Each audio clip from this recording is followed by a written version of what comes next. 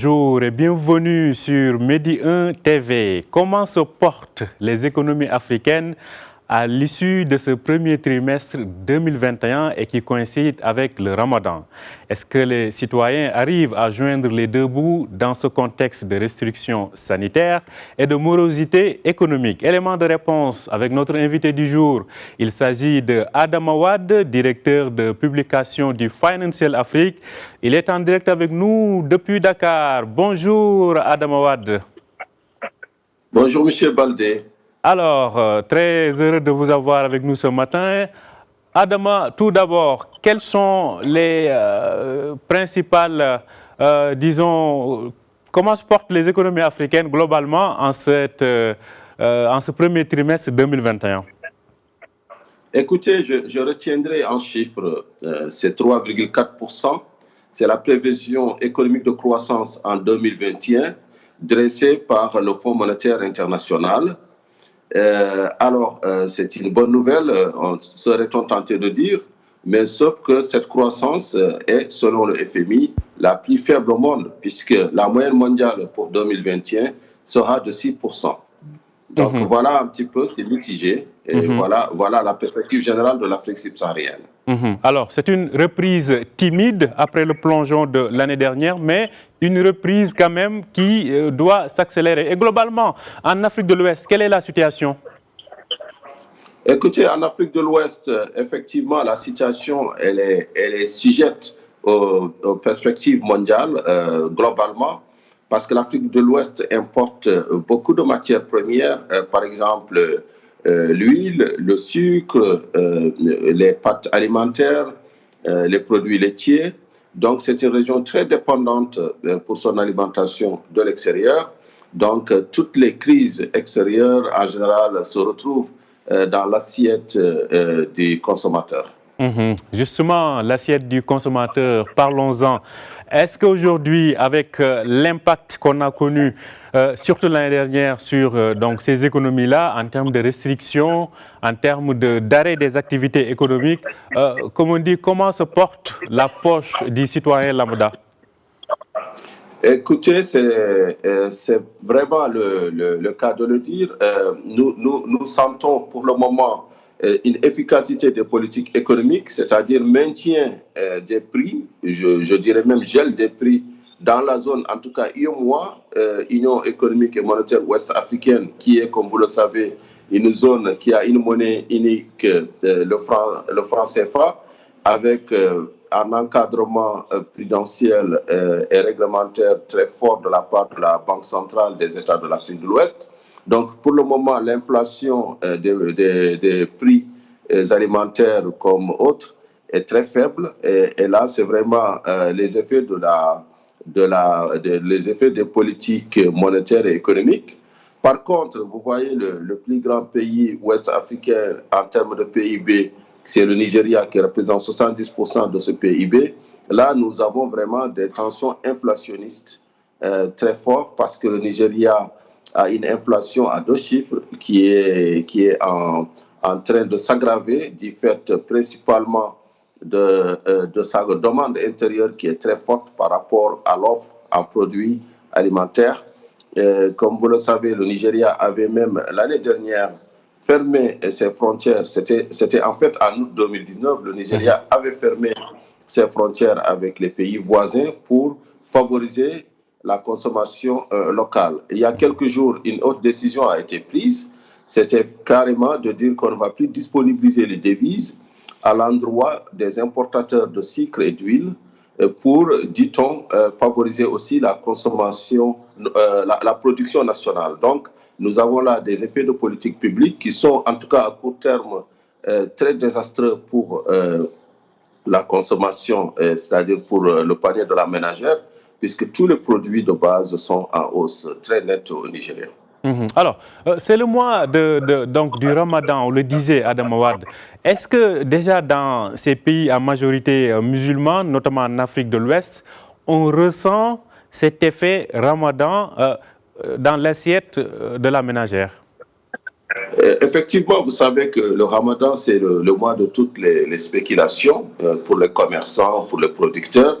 Je vous donne un exemple, le cas de la Côte d'Ivoire, où le ministre justement du commerce, M. Diarra-Souba, a effectué une tournée pratiquement globale de tous les entrepôts, de tous les grands magasins, de tous les centres de production, et a fait des évaluations en disant que les prix resteront inchangés pour le mois de Ramadan. Ici au Sénégal aussi, il y a le même discours un petit peu servi. C'est vrai que pour le moment, tous les produits sont disponibles et il n'y a pas eu de spéculation, alors que peu avant le Ramadan, il y avait beaucoup de rumeurs concernant de possibles hausses, mais ce n'est pas le cas. Donc encore une fois, dirait-on, peut-être ce sont les avantages de cette collectivité qui s'appelle l'IOMOA. Par contre, vous voyez, en dehors de cette zone, on voit quand même des tensions qui montrent qu'à terme, il risque d'y avoir de hausse. Parce que, par exemple, les frais maritimes ont beaucoup augmenté. Donc, tous les navires aujourd'hui qui desservent la côte ouest africaine négocient leurs tarifs à 40%. Donc, ça montre qu'à long terme, les prix ne seront pas maintenus. Deuxièmement, vous voyez les ratios des lettres de crédit ont augmenté. Ça, c'est des informations qui viennent des banques, qui font état de cette augmentation liée surtout aux risques politiques et géopolitiques de la région. Et troisièmement, c'est tout simplement, peut-être c'est la conséquence aussi de ce qu'on a dit tantôt, il y a le risque pays de ces pays qui est en constante évolution, et je dirais là même à la négative, parce que autant nous avons assisté à des scrutins présidentiels qui frôlent l'unanimité pour la plupart de ces pays ouest-africains, autant les tensions sociales restent quand même de mise, et là les assureurs, les banquiers, les investisseurs sont très attentifs à cela. Adam Awad, on va tout à l'heure passer à l'Afrique du Nord, mais avant d'y venir, juste une question.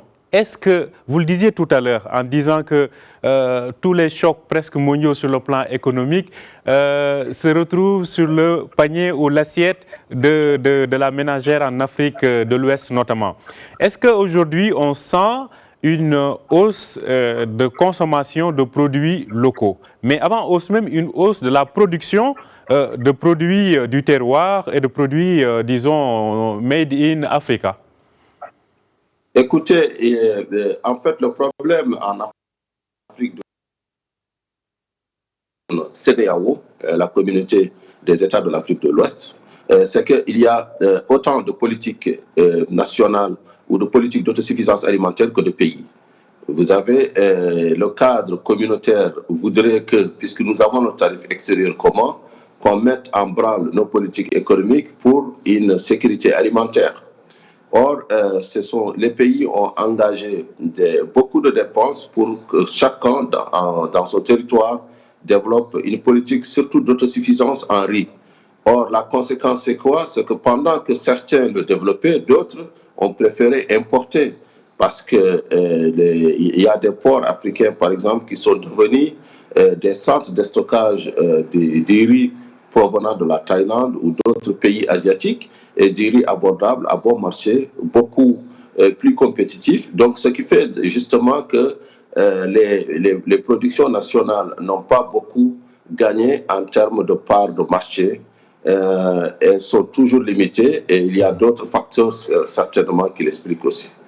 Alors, Adam Awad, aujourd'hui, pour faire une transition, si on avait à comparer la situation dans les marchés ouest-africains à celle des marchés maghrébins, qu'allait-on dire, Adam Awad, vous qui connaissez les deux groupements régionaux? Effectivement. Alors, pour le marché maghrébin, peut-être par facilité, on pourrait résumer et voir un petit peu deux cas à mon avis, qui résument le Maghreb. Il y a le cas, par exemple, du Maroc, qui est un grand pays agricole. Je pense que c'est un petit peu l'un des principaux fournisseurs d'Europe. Donc le Maroc aujourd'hui a, je pense, sur les denrées de base, il n'y a pas beaucoup de tension, parce que le marché il est suffisamment fourni en produits agricoles. Par contre, si on voit par exemple le cas de l'Algérie, on sent beaucoup de tensions sur certains produits qui sont essentiellement importés, comme par exemple l'huile. Vous avez vu dernièrement, il y a eu même peu avant le Ramadan une vraie pénurie, mais une pénurie qui s'explique plus par les conditions du marché que par justement une tension entre l'offre et la demande. Parce que tout simplement, l'État, depuis 2011, avait fixé un prix de base pour l'huile. Donc, ce prix de base fait que les commerçants ne veulent pas suivre parce que leurs marges sont gelées. Or, les producteurs, depuis quelque temps, se plaignent d'une hausse générale des coûts de production et ils voudraient bien répercuter ça sur le prix final. Donc, comme on est dans un contexte de régulation de l'État, on n'arrive pas donc à résoudre cette contradiction, ce qui fait qu'il y a une pénurie. Il y a une pénurie. Alors, vous parlez du marché algérien et ces images qu'on voit à l'instant à l'écran donc, sont d'Algérie. Comment expliquez-vous, Adam Awad, cette situation locale algérienne où on sent que les pouvoirs publics peut-être ont du mal à maîtriser certains indicateurs sur le plan macroéconomique, mais surtout en termes de production locale? Comment expliquez-vous cela, Adam Awad? En fait, l'Algérie vit un peu le syndrome de tous les États ex-socialistes, c'est-à-dire cette tentation à vouloir tout réguler, cette tentation à vouloir fixer un prix pour le consommateur. À prime abord, cela relève de très bonnes intentions, puisque l'objectif, c'est de rendre ces produits disponibles, mais à l'arrivée, on sent toujours qu'il y a une vraie dissonance entre l'offre et la demande et que les prix officiels ne sont plus respectés, donc ce qui a tendance à développer des marchés parallèles. Autant sur les devises, vous voyez que la plupart des monnaies de ces pays-là ont deux cours, un cours officiel et un cours noir, et c'est la même chose sur les produits de base, parce que si vous voulez fixer aux commerçants un prix auquel ils doivent vendre ou céder leurs produits, eh bien, vous allez favoriser le développement d'un marché parallèle. Je pense que le meilleur système jusque-là, c'est vraiment essayer de réguler l'offre et la demande justement à la base, à la source, c'est-à-dire en baissant les coûts de facteurs, en favorisant l'investissement, en ouvrant le marché à l'investissement d'une manière générale et de l'autre côté, bien sûr, en veillant à ce qu'il y ait une libre concurrence, en veillant à ce qu'il n'y ait pas de situation de monopole qui serait préjudiciable aux consommateurs. Alors, parlons de notre marché, la Tunisie. Sur ce plan-là ou dans ce pays-là, quelle est la situation? Oui, la Tunisie, justement, c'est un pays très intéressant parce qu'il y a une année, on avait fêté globalement le zéro corona, si vous vous rappelez bien. Or, aujourd'hui, on voit que ce pays est devenu l'un des plus affectés au Maghreb. Donc, ça affecte la production même locale, ça affecte l'approvisionnement du marché. Et là, je pense que la Tunisie est un cas très intéressant. C'est un pays qui est aussi, tout comme le Maroc, un pays qui a une production nationale assez développée, assez diversifiée, mais qui doit faire face à une situation sanitaire qui est inquiétante et qui pousse à se demander est-ce que à long terme, l'approvisionnement aussi bien des produits importés que des produits locaux sera assuré avec la même efficacité. Alors, pour terminer, on vient au Maroc où on sent, comme on le disait en introduction tout à l'heure, que l'abondance des produits est constatée sur le marché, mais ça n'empêche pas à chaque fois une certaine flambée des prix. Selon vous, quel mécanisme il faudrait instaurer pour enfin venir à bout de ce paradoxe où on sent une abondance de l'offre, mais qui n'empêche pas en cette période de frénésie ramadanesque une hausse des prix? Effectivement, je pense qu'à la veille de chaque ramadan, il y a une hausse de la consommation. Les ménages peut-être ont tendance même à la surconsommation, au stockage, c'est sociologique. Maintenant, le Maroc est tenté par l'export, effectivement, vers l'Afrique de l'Ouest, notamment des produits agricoles, ce qui peut-être il y a 20 ans n'était pas le cas.